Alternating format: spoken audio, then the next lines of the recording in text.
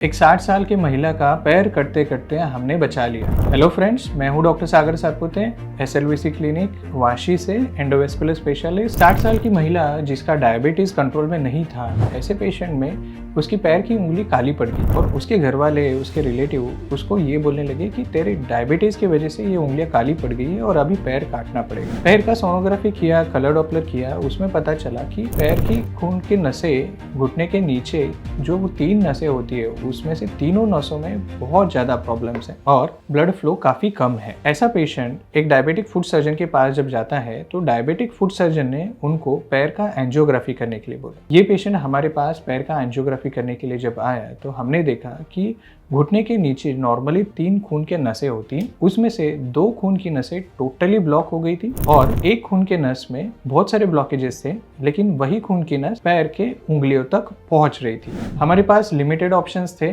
क्योंकि ये खून के नस जिसे हम पेरोनियल आर्टरी बोलते हैं, ये नॉर्मली बहुत छोटी होती है और इतने सारे ब्लॉकेजेस होने के बाद एंजियोप्लास्टी करने के सक्सेस रेट बहुत कम होते हैं। पेशेंट को सारी चीजें एक्सप्लेन करने के बाद हाई रिस्क कंसेंट लेके हमने इस पेशेंट का एंजियोग्राफी किया और हमने इस खून के नस को, जो बची हुई एक ही खून की नस है, उसमें हमने एक बालों जितनी पतली वायर डाली और उसके ऊपर एक 2 मिलीमीटर का छोटा सा बलून इन्फ्लेट करके इस खून के नस को ओपन कर दिया। हालांकि प्रोसीजर के पहले डायबिटिक फुट सर्जन और खुद एंडोवेस्कुलर स्पेशलिस्ट यानी कि मुझे बिल्कुल भरोसा नहीं था कि इस पेशेंट की खून की नस हम ओपन कर पाएंगे और इस पेशेंट का पैर हम बचा पाएंगे। आप अगर शुरुआत में देखोगे तो पेशेंट की उंगलियां काली पड़ गई थी और पैर का कंडीशन देख के एक जनरल सर्जन ने उनको बोला था कि ये 3 उंगलियां हमें कट करनी पड़ेगी, ऊपर का पैर बचाने के लिए हम एंजियोप्लास्टी करेंगे। बट लकीली जो एंजियोप्लास्टी हमने की उससे ब्लड फ्लो रिस्टोर होने की वजह से एक तो हम पेशेंट का बिलोनी एम्पुटेशन यानी कि घुटने से नीचे से एम्पुटेशन रोक पाए और उन 3 उंगलियों को भी हम बचा पाए। इवेंचुअली 1 महीने के बाद के आप अगर फोटोज देखोगे तो पेशेंट की तीनों उंगलियां और पूरा पैर हम बचा पाए और आज पेशेंट अपने पैरों पे चल सकता है। अक्सर जब पेशेंट की उंगलियां काली पड़ जाती है या फिर पैर के जख्म भरते नहीं है तो हम पेशेंट के डायबिटीज को ब्लेम करते हैं, लेकिन डायबिटीज के साथ में ही एक पेरिफेरल वैस्कुलर डिसीज या पेरिफेरल आर्टेरियल डिसीज करके बीमारी है, जिसमें खून के नसों के अंदर चर्बी और कैल्शियम जमा होके खून की नसें ब्लॉक होने लगती है। इसके वजह से हार्ट अटैक आना, पैरालिसिस होना और पैरों की नसें ब्लॉक होना, ऐसे लक्षण दिखते हैं। जब कोई भी ऑर्गन का ब्लड सप्लाई बहुत ज़्यादा कम होता है तो उसे हम क्रिटिकल इस्चीमिया कहते हैं और जब ये पैर में होता है तब हम उसे क्रिटिकल लिम्ब इस्चीमिया कहते हैं। पैर की खून की नसें ब्लॉक होने की वजह से पैर का ब्लड सप्लाई बहुत कम हो जाता है। इवेंचुअली पैर में अगर छोटा सा भी जख्म होता है तो वो जख्म जल्दी ठीक नहीं होता या फिर पैरों की उंगली या पूरा पैर काला पड़ सकता है, जिसे मेडिकल टर्म्स में हम गैंग्रीन कहते हैं। इनिशियल एग्जामिनेशन में ये पता चलता है कि पेशेंट का पल्स यानी कि पेशेंट की नाड़ी फील नहीं होती।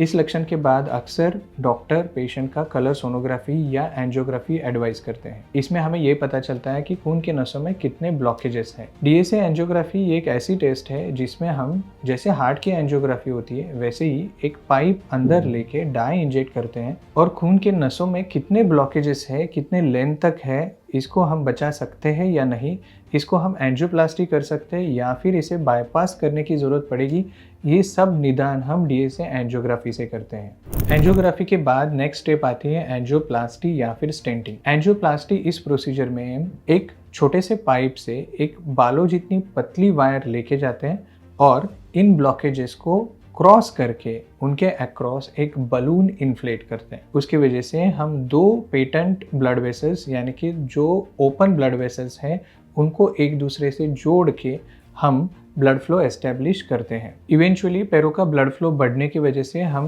पैर का एम्पुटेशन, उंगलियों का एम्पुटेशन रोक सकते हैं, लेकिन पेशेंट वक्त रहते हॉस्पिटल में पहुंचना बहुत ज़रूरी है। अगर पैर की उंगली पूरी ही काली पड़ जाती है, जिसे हम एस्टेब्लिश गैंग्रीन बोलते हैं, तो हम वो उंगली बचा नहीं सकते। हम फिर भी ऐसे पेशेंट्स में एंजियोग्राफी, एंजियोप्लास्टी करते हैं क्योंकि ये गैंग्रीन ऊपर तक ना बढ़े। तो एंजियोप्लास्टी करने के 2 कारण होते हैं, एक एम्पुटेशन को प्रिवेंट करना यानी कि पैर कटने से बचाना, दूसरा एम्पुटेशन की लेवल जितना नीचे हो सके उतना नीचे हम उसको रख सकते हैं। सो फ्रेंड्स, जब किसी पेशेंट की पैर की उंगली या पैर काला पड़ जाता है तो वो सिर्फ डायबिटीज़ की वजह से नहीं है, बल्कि वो खून की नसें ब्लॉक होने की वजह से है। तो किसी पेशेंट की पैर की उंगली या पैर कट जाता है तो वो सिर्फ डायबिटीज़ की वजह से नहीं होता। पेरिफेरल वैस्कुलर डिसीज़ यानी कि पैर की खून की नसें ब्लॉक हो जाना, ये उसके पीछे एक बहुत बड़ा कारण होता है। तो वक्त रहते अगर आप एक वैस्कुलर सर्जन या फिर इंटरवेंशन रेडियोलॉजिस्ट से मिलते हैं और आप पैरों की खून की नसों के बारे में जांच कराना और उनकी ट्रीटमेंट कराना ये समय रहते करते हैं